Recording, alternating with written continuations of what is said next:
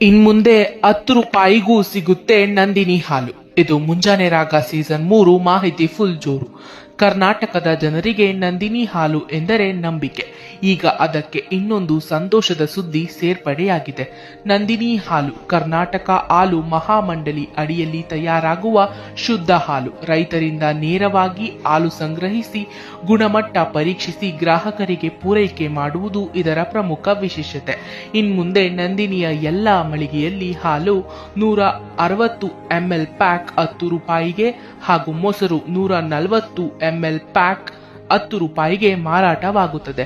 ತಾಜಾ ಹಾಲು ಮತ್ತು ಮೊಸರು ಒಂದು ದಿನಕ್ಕೆ ಅಥವಾ ಒಬ್ಬರಿಗೆ ಆಗುವಷ್ಟು ಬಳಸುವ ಉದ್ದೇಶದಿಂದ ಕಡಿಮೆ ಮೊತ್ತಕ್ಕೆ ಕಡಿಮೆ ಪ್ರಮಾಣದಲ್ಲಿ ಬಳಸಲು ನೆರವಾಗುತ್ತದೆ.